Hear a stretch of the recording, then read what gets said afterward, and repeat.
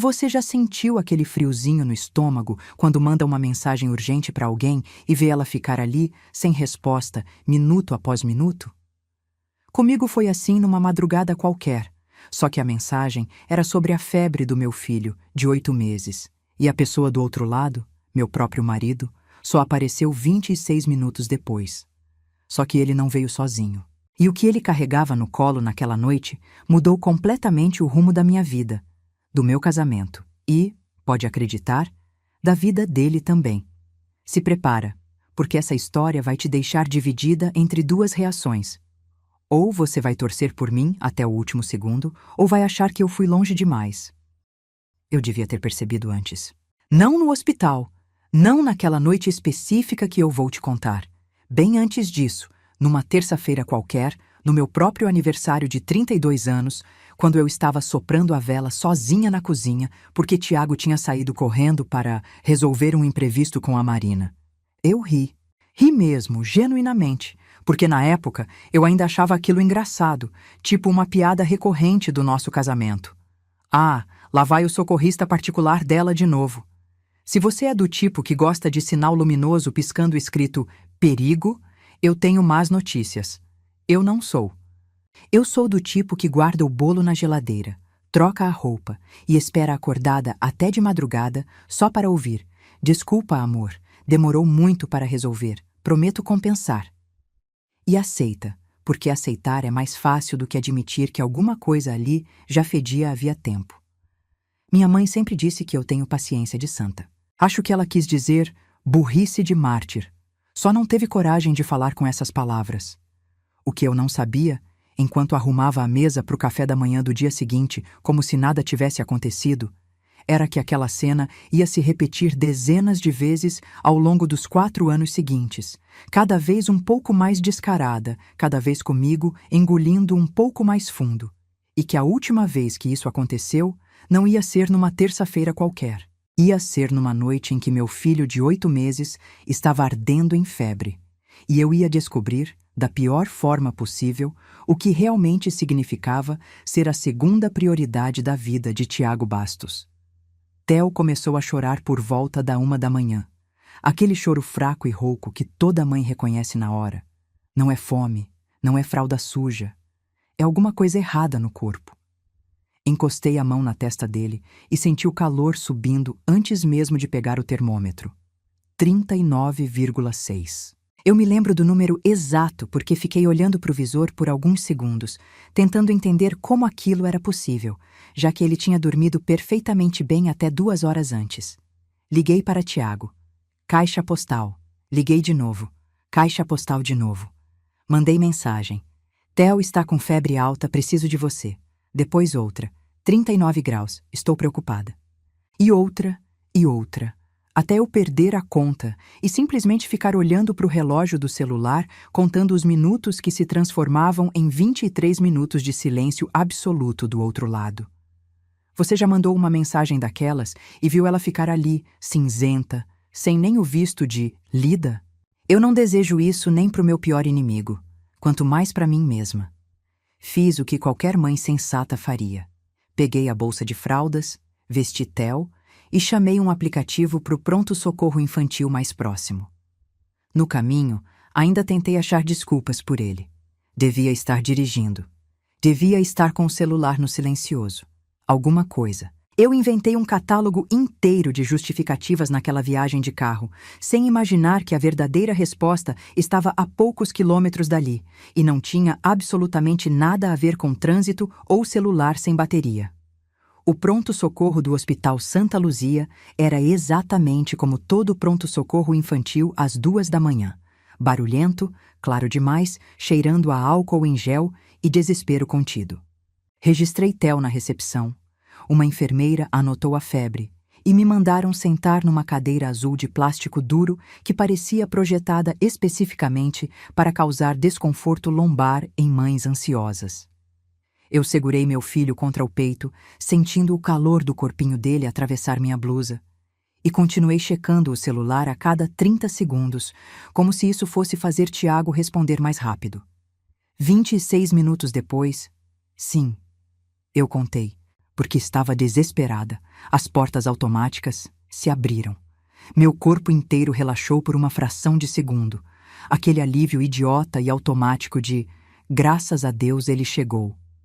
Levantei a cabeça pronta para dizer: aqui, estamos aqui. E foi exatamente nesse instante que eu percebi que tinha alguma coisa muito errada com a cena na minha frente. Porque Tiago não estava sozinho. E o filho que ele carregava no colo, com o rostinho encostado no ombro dele como se aquele fosse o lugar mais seguro do mundo, não era o meu. Era Lucas, o filho de 6 anos de Marina Cordeiro. E antes que eu pudesse sequer processar o que aquilo significava, meu marido, pai do bebê de 8 meses ardendo em febre nos meus braços, virou as costas para mim e caminhou direto para o balcão da recepção, como se eu e Theo fôssemos só mais 2 pessoas na sala de espera. Eu liguei antes avisando. Eu ouvi Tiago dizer para a enfermeira, com aquela voz de "estou no controle da situação" que ele usa em reuniões de trabalho. Lucas Cordeiro, 6 anos, dor de barriga, possível reação alérgica. A enfermeira olhou para o monitor, depois olhou para ele. E o senhor é? Tiago Bastos, sou o responsável de emergência dele. Responsável de emergência. Essas palavras atravessaram meu peito devagar, tipo um gelo escorrendo por dentro da roupa. Theo escolheu esse exato momento para soltar um choro fraco, molhado, diferente de tudo que eu já tinha ouvido dele antes. E ainda assim, Tiago não virou a cabeça. Nem 1 milímetro. Eu me levantei, com os joelhos travados de tanto tempo sentada, e fui até o balcão. Tiago, eu disse. Só isso. E foi o suficiente para ele finalmente olhar para mim. Por menos de 1 segundo, antes de qualquer palavra sair da boca dele, eu vi na cara dele uma coisa que eu reconheci na hora. Não foi susto, não foi confusão. Foi culpa. Culpa pura, sem disfarce, do tipo que só aparece quando a pessoa sabe exatamente o que está fazendo de errado e é pega no ato. Lena, ele murmurou, baixo demais para ser sincero. E foi aí, exatamente aí, plantada no meio daquele pronto-socorro, às 3 horas da manhã, que eu entendi. Aquilo não tinha sido um erro. Tinha sido uma escolha. E eu ainda não fazia ideia de quantas outras escolhas parecidas eu tinha ignorado nos últimos 4 anos. Marina não tem mais ninguém, Lena. Ele falou baixinho, puxando meu braço para um canto mais afastado da recepção, como se aquilo fosse uma conversa que devesse ficar entre nós dois e não na frente de metade da sala de espera. Você não entende. O ex dela é um 0 à esquerda. Ela ligou desesperada e eu simplesmente não consegui dizer não. A voz dele não tinha nem sombra de vergonha, tinha convicção. Genuína, sincera, do tipo que só existe em gente que treinou por anos a arte de se convencer da própria bondade. E aqui está a parte estranha, a parte que eu ainda hoje tenho dificuldade de explicar para quem escuta essa história. Naquele momento, por 1 segundo, eu quase acreditei nele. Porque Tiago não estava mentindo sobre acreditar que estava certo. Ele genuinamente achava que ser um bom amigo para Marina era um ato nobre, quase um sacrifício pessoal, e que eu, sendo uma esposa razoável, ia entender isso. Eu não estou traindo você, ele completou, olhando bem nos meus olhos. Só estou sendo humano. Você acredita numa frase dessas? Eu quase acreditei. E é exatamente esse quase que eu quero que você guarde, porque ele vai explicar muita coisa lá na frente. Enquanto isso, Theo continuava chorando no meu colo, cada vez mais fraco, cada vez mais quente.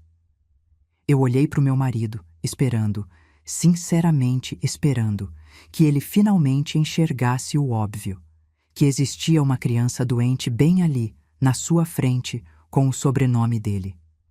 Mas Tiago só suspirou, como se eu é que estivesse sendo difícil, e disse: a gente conversa sobre isso depois, tá? Agora deixa eu resolver o Lucas primeiro. E foi aí, com essa frase banal e cruel ao mesmo tempo, que o painel eletrônico da recepção atualizou o número de chamada, e eu, sem nem perceber direito o que estava fazendo, peguei o celular e tirei a primeira foto da noite.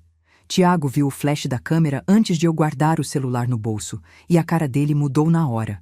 Tipo alguém que acabou de ver a própria sombra fazer uma coisa que ele não autorizou. Lena, o que você está fazendo? Nada, eu respondi, com a calma mais fingida que eu já produzi na vida. Não comece a montar processo, tá bom? Não precisa disso. Ah, não precisava. Que interessante ele já estar pensando em processo antes mesmo de eu pensar nisso. Quer dizer alguma coisa, não quer? Enquanto isso, uma enfermeira se aproximou de mim com o olhar sério de quem já viu esse tipo de cena antes e sabe exatamente o que ela significa. A senhora já registrou o bebê? Sim, respondi. Theo Bastos, 8 meses, 39 graus de febre, recusando líquido, poucas fraldas molhadas hoje. Ela digitou rápido no computador e disse só uma frase, sem drama nenhum. Ele está na fila. Na fila. Enquanto isso, Tiago já estava entregando para o balcão um formulário de admissão previamente preenchido do Lucas, dobrado e pronto, tipo quem chega numa entrevista de emprego com o currículo impresso na hora certa. O painel eletrônico piscou de novo, atualizando os horários. Lucas Cordeiro, 20 horas e 42 minutos. Theo Bastos, 20 horas e 16 minutos. 26 minutos de diferença. E não a favor do meu filho, óbvio. Foi nesse exato instante que uma enfermeira chamou Theo Bastos, por favor, e levaram Theo para dentro para ser examinado, enquanto Tiago ainda estava ali, parado, discutindo com o atendente qual era o tipo sanguíneo do Lucas. Eu me perguntei, sinceramente, se ele nem ia perceber que o próprio filho tinha acabado de sumir pela porta dupla sem ele. Colocaram Theo numa maca coberta de papel, sob aquelas luzes fluorescentes que fazem todo mundo parecer meio morto, e a médica pediu para puncionar uma veia para colocar o soro. Eu segurei a mãozinha dele enquanto a agulha entrava, e ele chorou. Não aquele choro de manha que a gente aprende a ignorar, mas um choro fino, cansado, sem força, nem para ser alto. Eu sorri para ele, porque é isso que a gente faz, né? Sorri e disse: Está tudo bem, meu amor. Mamãe está aqui. Enquanto por dentro, alguma coisa desabava silenciosamente. Pedi licença para a médica, disse que precisava ir ao banheiro e caminhei pelo corredor com passos rápidos até trancar a porta atrás de mim. E foi ali, sozinha, encostada numa parede fria de azulejo branco, com o som da descarga de alguém no boxe ao lado como trilha sonora nada poética da minha vida, que eu finalmente quebrei. Chorei sem fazer barulho, com a mão tampando a boca, porque mesmo ali, sozinha, alguma parte de mim ainda tinha vergonha de ser vista fraca. Você já chorou assim, escondida, com medo até do próprio reflexo no espelho? Eu descobri naquela noite que sim, isso existe, e é uma solidão bem específica. Eu preciso ser sincera com você agora. Naquele banheiro eu não pensei em provas, nem em advogado, nem em vingança nenhuma. Eu só pensei uma coisa, repetida feito disco arranhado. Será que ele nem me ama mais o suficiente para se importar se o nosso filho morre? Lavei o rosto na pia, olhei para o espelho, olheiras, rímel borrado, uma mulher de 32 anos parecendo 10 anos mais velha. E respirei fundo 3 vezes antes de voltar para o corredor. Porque eu não tinha o luxo de desmoronar por muito tempo. Eu tinha um filho com soro no braço e um marido que, pelo visto, ainda estava resolvendo a vida de outra família ali perto. Voltei para a sala e encontrei a enfermeira Kátia checando os sinais vitais do Theo. O rostinho dele agora um pouco mais calmo, com o soro entrando devagar. Ele está reagindo bem, ela disse, e essas 4 palavras foram, sem exagero, a coisa mais gentil que alguém tinha me dito naquela noite inteira. Foi então que ela mencionou, meio de passagem, enquanto anotava alguma coisa na prancheta. O seu marido está listado como contato de emergência principal, junto com a senhora. Isso pode ser alterado se for do interesse da senhora. Eu fiquei parada olhando para ela por um segundo bom demais para ser natural. Alterado. A palavra ficou girando na minha cabeça feito roleta. Porque pensa comigo, se alguma coisa acontecesse comigo, um desmaio, um acidente, sei lá, quem a médica ligaria primeiro?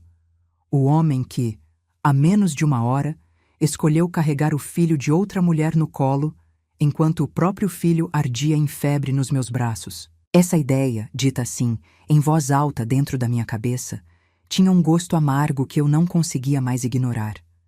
Foi naquele instante, ali parada ao lado da maca do meu filho, com o cheiro de álcool em gel ainda grudado nas minhas mãos, que eu tomei a decisão que ia mudar tudo. Mas antes de te contar exatamente o que eu decidi, porque acredite, isso ainda vai te surpreender, eu preciso que você entenda uma coisa. Eu não sou de agir por impulso. Eu sou do tipo que pensa 2, 3 vezes antes de mandar até uma mensagem de WhatsApp mais seca. Então, quando eu digo que naquele momento eu simplesmente soube o que fazer, sem hesitar nenhum segundo, isso deveria te dizer alguma coisa sobre o tamanho do que tinha acabado de acontecer. Chamei a administradora do plantão, uma mulher chamada Cláudia, com óculos de leitura pendurados no pescoço e a expressão paciente de quem já mediou brigas de casal bem piores que a minha. Eu gostaria de alterar os contatos de emergência do meu filho, eu disse, com uma voz tão firme que quase me assustei.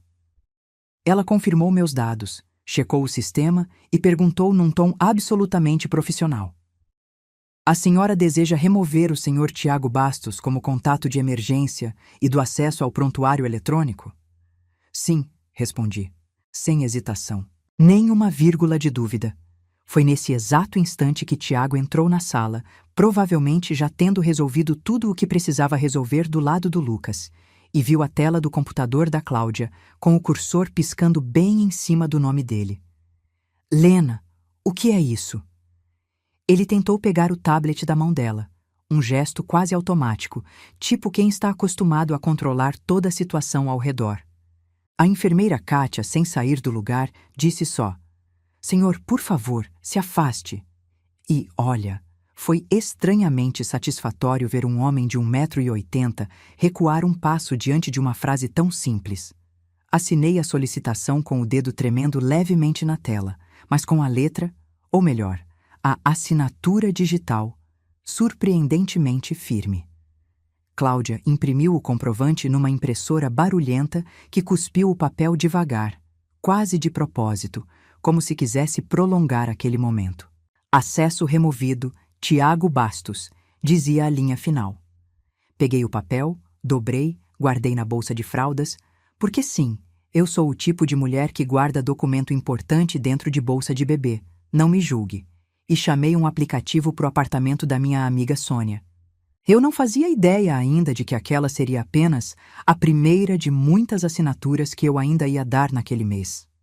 Sônia abriu a porta às 3h40 da manhã, vestindo uma calça de moletom desbotada e uma cara de quem estava pronta para cometer um crime por mim, se fosse necessário.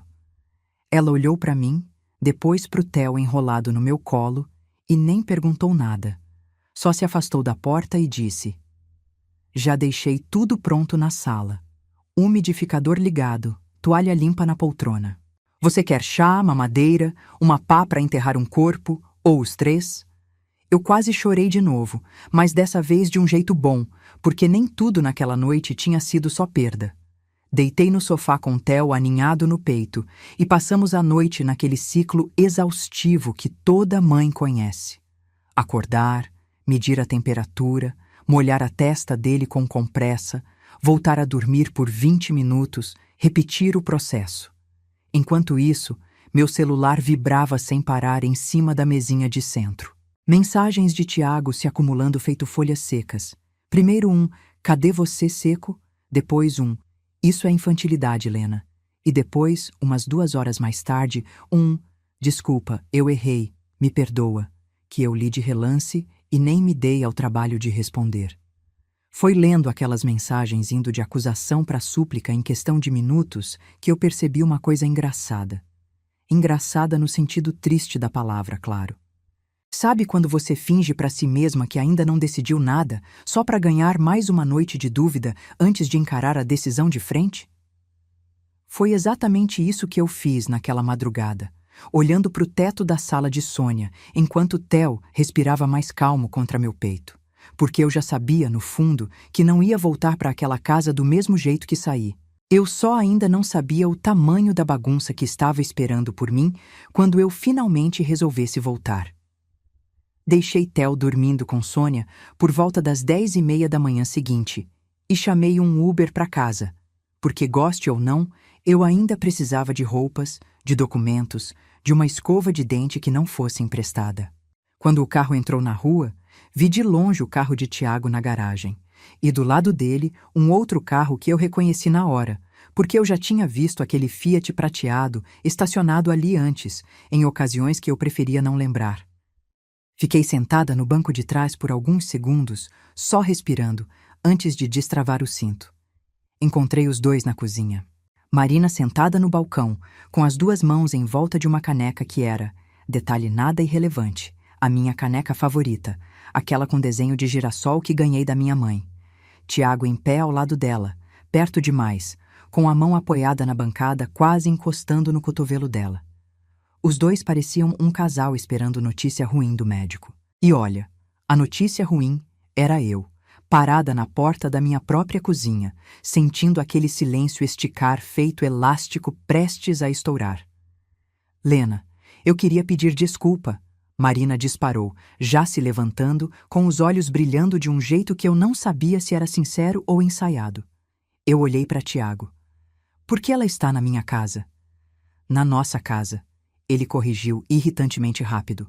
Meu nome também está na escritura. Ah, claro, porque nada diz eu me importo com o meu casamento, como discutir metragem de imóvel enquanto sua amante toma café na cozinha da esposa. Eu respirei fundo, peguei o celular na bolsa e comecei a mostrar, uma por uma, as fotos que eu tinha guardado ao longo dos últimos 4 anos. Porque, ao que parece, eu tinha sido, sem nem perceber, a arquivista mais dedicada do meu próprio casamento. Subi para o quarto sem olhar para trás, com os passos batendo mais forte do que o normal na escada, e Tiago veio atrás de mim. Claro que veio. Sempre vem quando finalmente é tarde demais. Puxei a mala do fundo do armário, aquela mala verde-oliva que a gente comprou para a lua de mel, ironia das ironias, e comecei a jogar roupas dentro, sem dobrar, sem organizar, só jogando, porque naquele momento eficiência era mais importante que estética. Você não vai embora, ele disse, parado no batente da porta. Eu ri. Sinceramente, ri. Ah, não vou? Que ótimo saber, porque eu já estava aqui pensando que ia. Você passou uma noite na casa da Sônia, não precisa fazer drama, ele continuou, com aquele tom condescendente que eu já tinha ouvido tantas vezes que conseguia repetir de cor. Eu parei de arrumar a mala por um segundo e olhei para ele. Nosso filho estava com um cateter no braço enquanto você consolava a Marina, e eu que estou fazendo drama. Ele passou as 2 mãos pelo cabelo, gesto clássico de homem encurralado. O Lucas também estava doente. O Lucas, eu falei devagar, teve um vírus estomacal. O Theo precisou de soro na veia. Você entende a diferença? Ou preciso desenhar? Ele tentou se aproximar, esticou a mão para tocar a minha. Eu recuei. Não me toca. A dor no rosto dele parecia real, misturada com um pouco de irritação, como se eu tivesse acabado de quebrar uma regra que ele nem sabia que existia. Fui até a cômoda, tirei minha aliança do dedo e deixei ela ali, bem em cima do móvel, ao lado do bebê monitor desligado. Não é para fazer cena, eu pensei. É só para registrar um fato. E foi exatamente esse pensamento, calmo e gelado, que me assustou mais do que qualquer grito teria assustado. 2 semanas depois, quando eu já estava instalada num apartamento pequeno alugado às pressas, recebi uma ligação de um número que eu não reconheci. Quase não atendi. Quem atende número desconhecido hoje em dia, né? Mas alguma coisa me fez apertar o botão verde. Dona Helena, uma voz de mulher, calma, meio hesitante. Aqui é a Zuleide. Trabalho na casa da Dona Margarida há 12 anos. Eu me lembrava dela, claro. Sempre discreta, sempre nos cantos, servindo café nos almoços de domingo, enquanto minha sogra Margarida distribuía farpas educadas.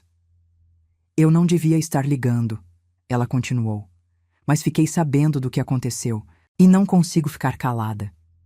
Ela fez uma pausa, do tipo que faz o coração da gente acelerar antes mesmo de saber o motivo. O senhor Tiago recebia a Marina lá na casa da dona Margarida, antes mesmo da senhora engravidar do Theo. Eu via o carro dela chegar, via os dois saindo para andar no jardim sempre que a família ia viajar. Eu sentei devagar na beira da cama, porque as pernas, de repente, pareciam ter esquecido como funcionar.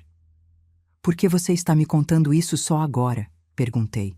E ela ficou quieta por um instante, antes de responder com uma frase que eu ainda hoje repito na cabeça. "Dona Helena, empregada não é surda, nem cega. A gente só finge que não vê." Ela disse que tinha, guardadas num envelope, fotos da portaria do prédio dos sogros, com data e horário de entrada e saída de Marina.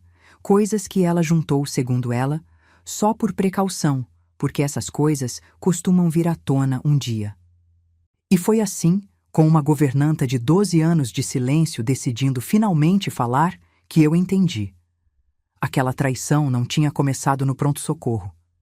Tinha começado muito, muito antes. Minha mãe chegou no apartamento no dia seguinte com uma bolsa cheia de guloseimas, porque mãe acha que todo problema emocional se resolve com comida. E sentou comigo à mesa da cozinha para revisar, linha por linha, os extratos bancários que eu tinha baixado do aplicativo do banco. Ela não falou, eu avisei nenhuma vez, e olha que ela tinha motivo de sobra para falar. Só foi lendo, calada, enquanto eu ia narrando cada transferência estranha que aparecia na tela. Encontramos 17 transferências em 14 meses. Aluguel, material escolar do Lucas, um plano de saúde, conserto de carro. Algumas saíam da conta pessoal de Tiago, outras da conta conjunta que a gente usava para despesas da casa. E 2, especificamente, tinham saído da poupança que a gente abriu quando o Theo nasceu, aquela poupança que era, teoricamente, para o futuro dele. "Olha essa data aqui", minha mãe disse, apontando para a tela com o dedo. R$ 900, comentário, convênio pediatra. 3 semanas depois do meu parto de cesárea. Eu fiquei olhando para aquele número por um tempo longo demais, fazendo as contas na cabeça. 3 semanas depois da minha cirurgia, na mesma época em que eu estava sentada no chão do banheiro chorando porque o ponto doía e o Theo não pegava o peito, e Tiago disse que precisava dar uma volta de carro para clarear a cabeça.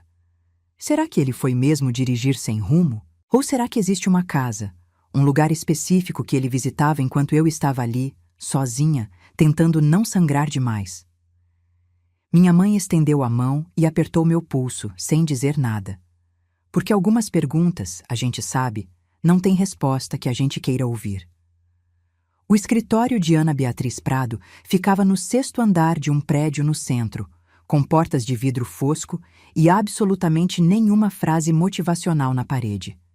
Detalhe que eu apreciei profundamente.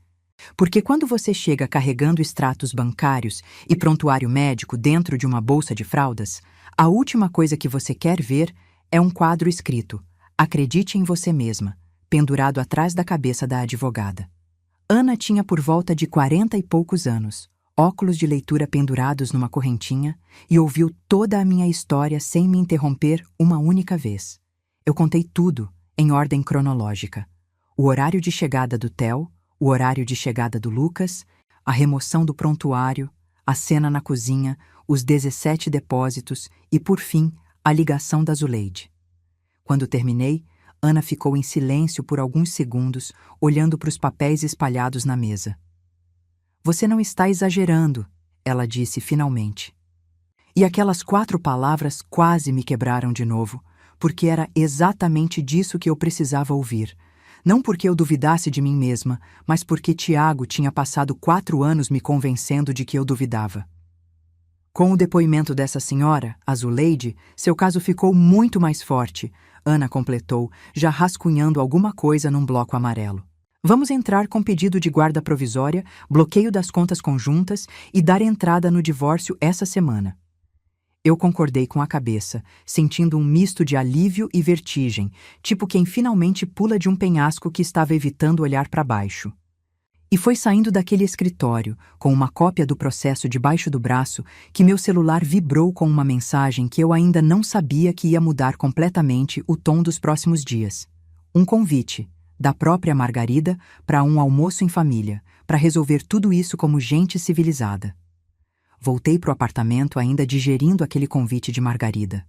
Um almoço em família para resolver tudo isso como gente civilizada. E não consegui deixar de rir sozinha no elevador. Um riso meio histérico, do tipo que sai quando a situação é boa demais para ser verdade. Civilizada? A mesma mulher que uma vez me disse, 3 semanas depois de eu ter dado à luz, que eu era corajosa por sair assim, sem me arrumar direito, agora queria falar de civilidade num almoço de domingo. A vida tem um senso de humor bem específico, viu? No dia seguinte, sentei de novo com Ana no escritório para assinar os documentos oficiais. Pedido de guarda provisória do Theo comigo, bloqueio das contas conjuntas antes que Tiago decidisse esvaziar tudo por precaução, e o processo de divórcio dando entrada formalmente. Você acha que ele vai zerar as contas? Ana perguntou, com aquele tom neutro de quem já viu de tudo. Eu pensei um segundo antes de responder. Antigamente eu diria que não. Agora acho que a Marina precisa pagar aluguel. Ana sorriu de canto, o tipo de sorriso que uma advogada de família só permite a si mesma em raras ocasiões. Assinei cada página com uma calma que eu mesma estranhei, porque parte de mim ainda esperava as mãos tremerem feito da primeira vez, lá no hospital. Não tremeram.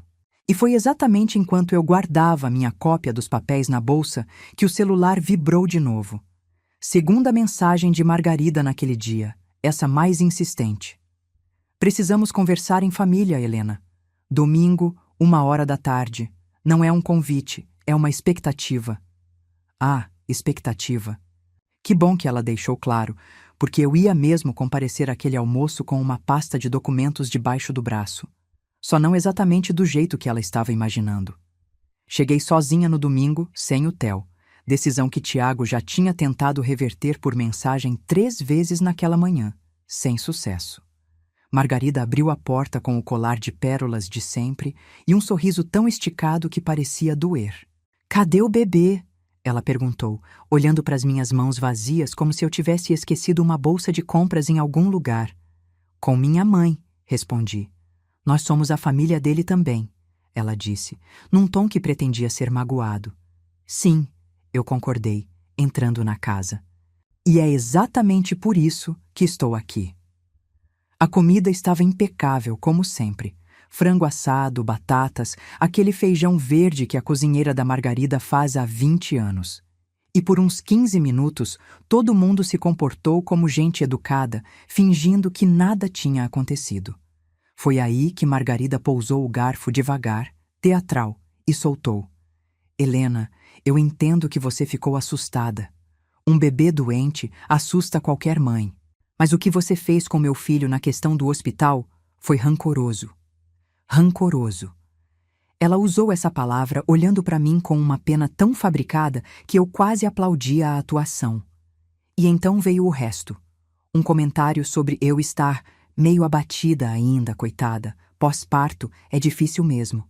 Seguido de uma piadinha que meu sogro Romero soltou sobre maridos que às vezes precisam de um pouco de carinho em outro lugar quando em casa só tem cansaço. E todo mundo riu. Todo mundo. Inclusive Tiago. Um riso baixo, covarde, do tipo que só existe para não desagradar a própria mãe. Eu contei até 10, devagar, olhando para o prato. Não porque eu precisasse de calma. Eu precisava de tempo para abrir minha pasta sem que minha mão tremesse. E acredite, aquela pasta ainda tinha muita coisa para revelar naquela mesa. Abri a pasta bem devagar e coloquei em cima da toalha de linho, por cima da própria mancha de vinho que Romero tinha acabado de derramar sem perceber. A ficha de admissão do Theo. Registro em 20h16, presença de responsável legal, mãe, vínculo com o pai, sem resposta no momento da admissão. Coloquei ao lado a foto do painel eletrônico com o horário de chegada de Tiago junto ao Lucas. 20h42. Isso é inapropriado à mesa. Margarida quase gritou, sem tocar em nenhum papel. Inapropriado, repeti. Foi seu filho pedir para eu não fazer cena enquanto o pediatra estava colocando soro na veia do próprio filho dele.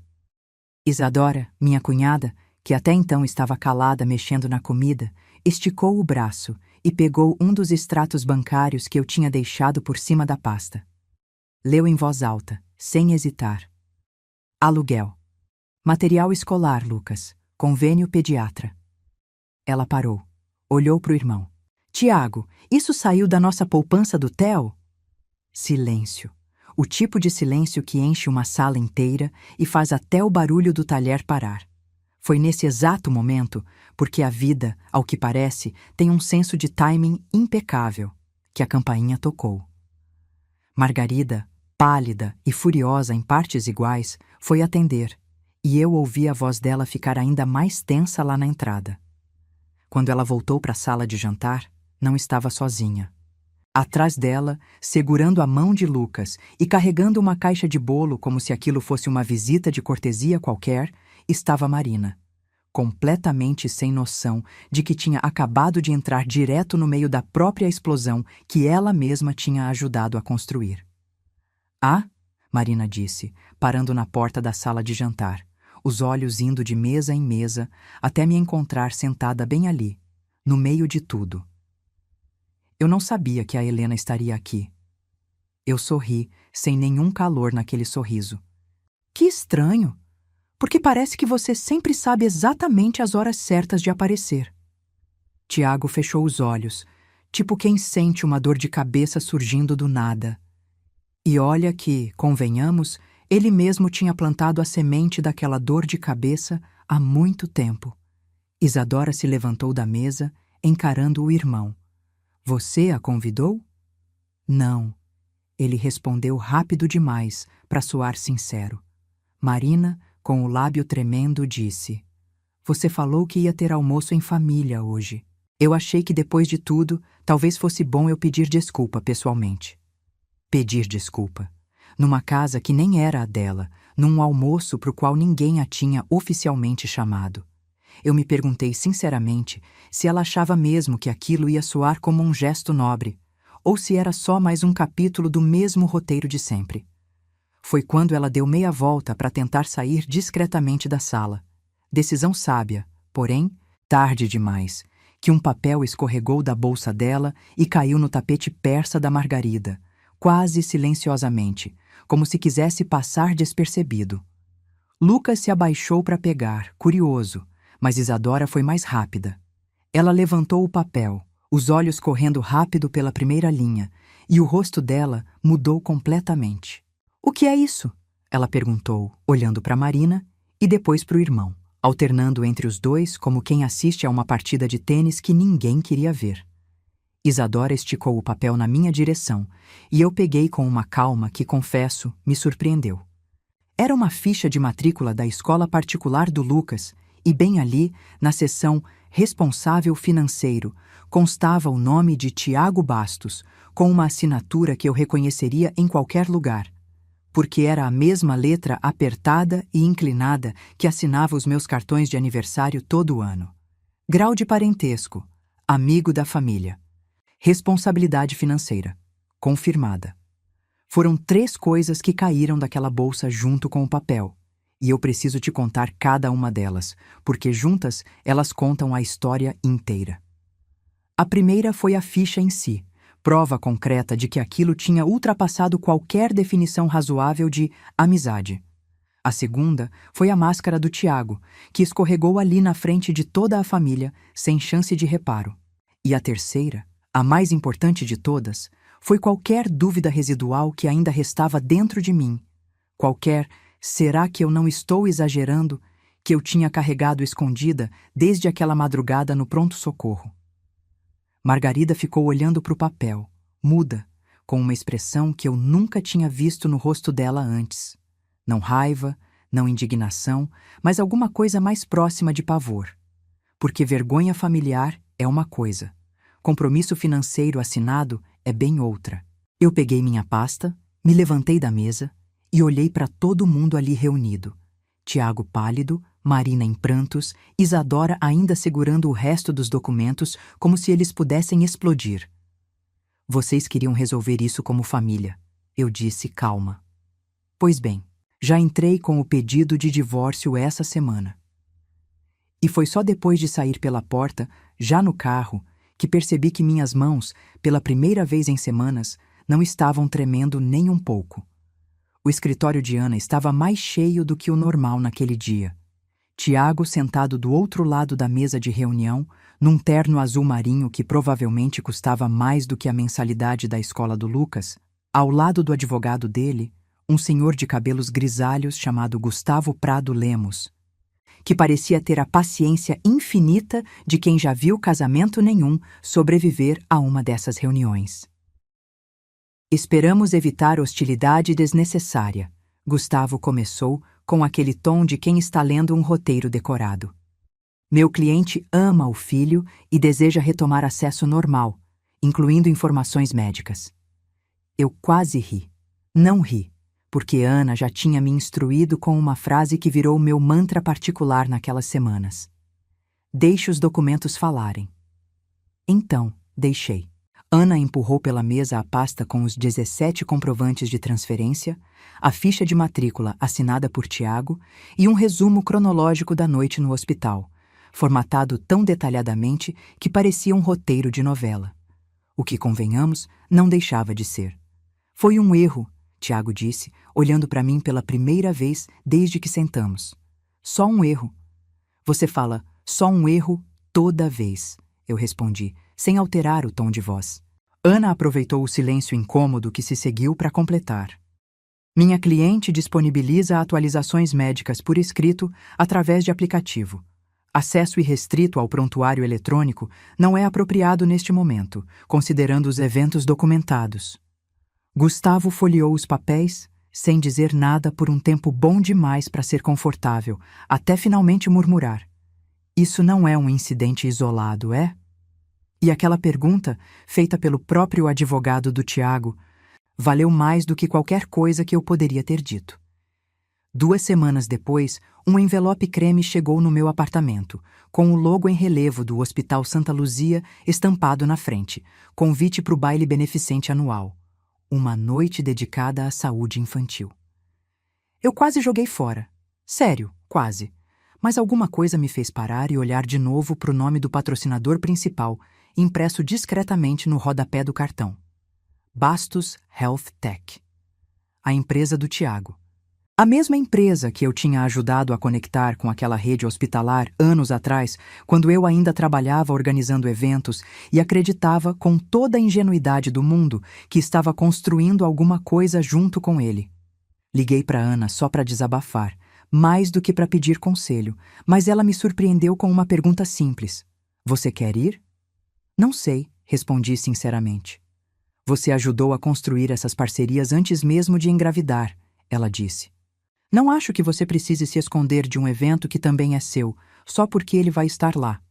Não era exatamente um conselho jurídico, mas era de longe o conselho mais certeiro que alguém tinha me dado em semanas.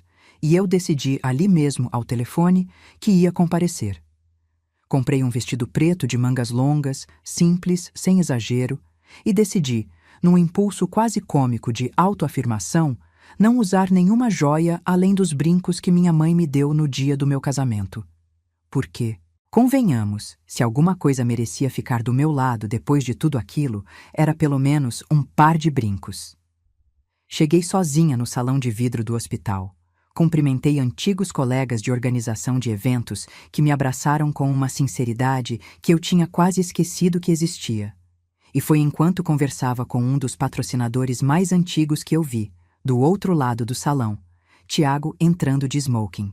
Ao lado dele, num vestido azul claro que parecia ter sido escolhido especificamente para combinar com o tema da decoração, estava Marina. O salão inteiro parou por uma fração de segundo quando os dois entraram. O tipo de pausa social que ninguém admite ter notado, mas todo mundo notou. Marina, percebendo minha presença, afastou discretamente a mão do braço de Tiago. Gesto tardio, óbvio, e completamente inútil, porque metade das pessoas ali já tinha visto o suficiente. Tiago atravessou o salão até mim, com o sorriso público ligado e a voz baixa e tensa. O que você está fazendo aqui? Estou presente, respondi, dando de ombros. É um evento profissional. É um evento do hospital, Tiago. Eu ajudei a trazer patrocínio para esse hospital antes de você nem saber onde ficava a recepção. A cerimônia começou, com direito a quarteto de cordas e discursos sobre generosidade e cuidado infantil, que, em qualquer outra circunstância, eu teria achado genuinamente bonitos. Aí, a diretora do evento anunciou o próximo palestrante, representante da Bastos Health Tech. E Tiago subiu ao palco com aquela postura confiante de quem nasceu sabendo exatamente onde colocar as mãos e como sorrir para a câmera. Ele falou sobre tecnologia, sobre parcerias, sobre pais enfrentando noites assustadoras nos prontos-socorros do país inteiro. E então, soltou a frase que, honestamente, eu não sei se foi ousadia ou pura falta de noção. Como pai, eu sei que não existe nada mais importante do que estar presente quando seu filho precisa de você. O salão aplaudiu. Educadamente, morno, do jeito que se aplaude qualquer discurso corporativo bem comportado. Eu, no entanto, senti alguma coisa dentro de mim simplesmente estalar. Não de raiva descontrolada, mas de uma clareza gelada e cristalina. Levantei da cadeira, atravessei o corredor entre as mesas com passos que pareciam mais firmes do que qualquer coisa que eu tinha feito em anos e parei bem na frente do palco, olhando direto para ele. Tiago, eu disse num tom que ecoou mais do que eu esperava naquele salão silencioso.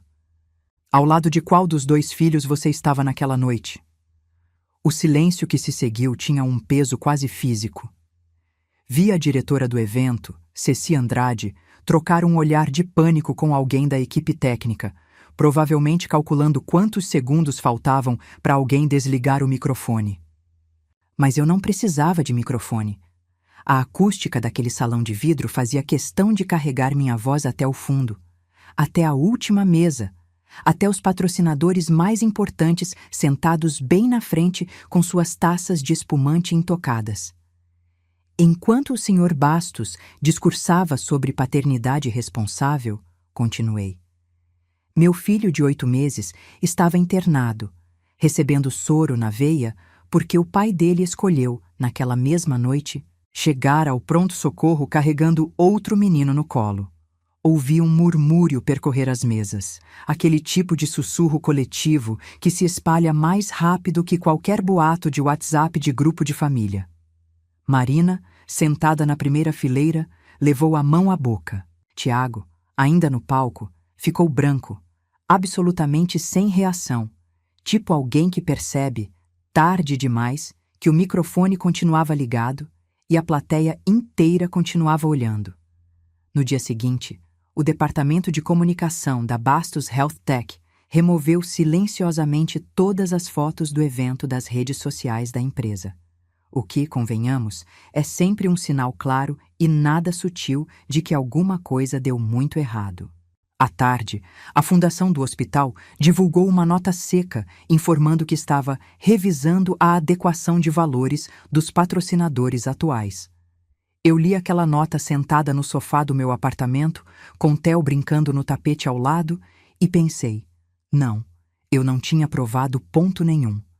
Eu só finalmente tinha parado de deixar ele provar o dele. Foi Ana quem me ligou, 2 dias depois, com uma notícia que eu definitivamente não esperava. Interessante, ela disse, no tom mais controlado possível para alguém prestes a soltar uma bomba. O Gustavo encaminhou uma sequência de mensagens que, aparentemente, ele queria só resumir, mas acabou enviando na íntegra por engano. Eu segurei o telefone mais firme. E o que dizia? Marina escreveu para o Tiago antes de saírem para o hospital. Ele vomitou uma vez. Eu sei que provavelmente não é nada grave, mas se eu disser que é reação alérgica, vamos ser atendidos mais rápido. Eu preciso te contar uma coisa que só você vai saber antes de todo mundo, porque nem a família do Tiago sabia disso ainda. Aquela mensagem provava, preto no branco, que Marina tinha inventado a gravidade da situação do Lucas para garantir atendimento prioritário. E que Tiago tinha respondido a ela, estou indo, não dirija sozinha, às 20h03, 3 minutos depois de eu ter mandado minha primeira mensagem avisando sobre a febre do Theo. Ele sabia. Ele já sabia da situação do meu filho antes mesmo de decidir pegar as chaves do carro e ir na direção contrária. Isso muda tudo para a audiência de guarda, Ana completou. E eu podia sentir, mesmo pelo telefone, aquele tom cuidadosamente controlado de advogada que sabe que acabou de ganhar uma vantagem enorme, mas não quer comemorar cedo demais. Eu desliguei o telefone e fiquei olhando para o Theo, que tentava, com toda a determinação que só um bebê de 9 meses consegue reunir, engolir a orelha de um coelho de pelúcia. E pensei, com uma calma que eu nem sabia que ainda tinha guardada. Então não foi pânico, Tiago, foi escolha. E agora, finalmente, todo mundo ia saber exatamente disso. A sala de audiência cheirava a papel velho e café requentado, e eu cheguei cedo demais, sentada ao lado de Ana, num banco de madeira dura que parecia ter sido projetado especificamente para deixar todo mundo desconfortável. Talvez de propósito. Quem sabe assim as pessoas resolvam suas brigas mais rápido. Tiago chegou pouco depois, sozinho dessa vez, sem Marina, sem os pais, só ele e Gustavo, os dois com aquela postura de quem já sabe no fundo que a batalha está praticamente perdida. A juíza foi direta, sem rodeios, do tipo que eu instantaneamente respeitei. O senhor tinha conhecimento da febre do seu filho bebê antes de se dirigir ao hospital com outra criança? Tiago engoliu em seco. Sim. E mesmo assim, não foi diretamente ao encontro dele quando chegou? Pausa longa. Não. Cada resposta curta dele parecia um prego sendo martelado, devagar, sem pressa, numa caixa que ele mesmo tinha construído. Ana, ao meu lado, mal precisou dizer uma palavra. Os documentos, como sempre, estavam fazendo o trabalho sozinhos. A decisão veio no mesmo dia. Guarda provisória mantida comigo, visitas supervisionadas até reavaliação, acesso ao prontuário médico continuava bloqueado, e as contas conjuntas permaneciam arrestadas até a partilha final. Saímos do fórum e, no corredor, Tiago me alcançou, sozinho, sem advogado por perto pela primeira vez em semanas. Podemos conversar? Sem advogados dessa vez. Ele pediu, com uma voz que eu quase não reconheci, cansada, sem aquela confiança de sempre. Eu parei, olhei para ele e pensei: será que existe alguma versão dessa conversa que eu ainda preciso ter? Eu ainda não sabia a resposta certa, mas alguma coisa em mim já suspeitava que sim, só não do jeito que ele estava esperando. O que eu não sabia, enquanto concordava em ouvir Tiago naquele corredor de fórum, era que o pior ainda estava por vir para ele. E dessa vez, não seria eu quem ia entregar o golpe. Uma semana depois, recebi uma mensagem de Isadora, curta e direta. Você viu as notícias sobre a empresa do Dima? Eu não tinha visto. Pesquisei rapidamente e encontrei uma matéria de um site de negócios local. O conselho da Bastos Health Tech tinha afastado Tiago do cargo de diretor de relações institucionais, justamente o cargo que ele mais fazia questão de mencionar em qualquer conversa de elevador. Liguei para Isadora, curiosa demais para deixar aquilo passar sem detalhe. Os investidores ficaram nervosos depois do escândalo no baile, ela explicou. E olha, você não vai acreditar nisso. Meu pai votou a favor do afastamento. Romero, o mesmo homem que poucas semanas atrás tinha feito piada sobre maridos precisando de carinho em outro lugar, enquanto todo mundo ria à mesa. Fiquei em silêncio por um segundo, tentando processar. Ele finalmente escolheu um lado, Isadora completou, com uma tristeza que eu não esperava ouvir na voz dela. Ele passou a vida inteira controlando a própria imagem, cada reunião calculada, cada sorriso posicionado, cada história ajustada para soar mais bonita do que era. No fim, foi exatamente essa imagem, construída com tanto cuidado, que virou a coisa que o derrubou. Eu não senti alegria, exatamente. Senti alguma coisa mais parecida com o silêncio depois de uma tempestade. Aquele momento em que você percebe que o barulho parou, mas ainda não sabe muito bem o que fazer com as próprias mãos. Foi Ana quem me contou, meio de passagem, numa das nossas últimas reuniões antes da assinatura final do divórcio, que Marina tinha praticamente desaparecido da vida de Tiago. Aparentemente, ela disse, ajeitando os óculos, Assim que os depósitos pararam de cair na conta dela, ela também parou de aparecer. Eu não fiquei surpresa, nem um pouquinho. Existe um tipo específico de amor que só sobrevive enquanto tem conta bancária sustentando por trás. E convenhamos, Marina nunca escondeu muito bem qual tipo era o dela. Isadora, numa das nossas conversas cada vez mais frequentes, porque sim, minha cunhada tinha virado, contra todas as probabilidades, uma das minhas pessoas de confiança, me contou que Marina tinha ligado para o Tiago semanas depois, chorando, dizendo que sentia falta dele, mas que quando ele perguntou se ela podia ajudar com alguma coisa das dívidas que se acumularam desde que ele parou de ajudar, ela desligou o telefone e nunca mais atendeu. Ela não queria o Tiago, Isadora resumiu, com aquela franqueza direta que eu tinha aprendido a admirar nela. Ela queria o que o Tiago fornecia. Eu escutei tudo aquilo com uma calma que teria me surpreendido 6 meses atrás. Não senti pena de Marina, nem satisfação exagerada, só uma espécie de constatação simples, quase clínica. As pessoas que constroem relações sobre necessidade, mais cedo ou mais tarde, ficam sozinhas na hora que a necessidade acaba. E olha, eu não estava mais interessada em ficar assistindo esse capítulo específico da história dos outros. Eu tinha o meu próprio capítulo para fechar, e ele estava esperando com data marcada dentro de uma sala de cartório. O dia da assinatura final chegou numa quinta-feira chuvosa, sem plateia dessa vez. Nada de sogra, nada de cunhada, nada de baile beneficente com quarteto de cordas.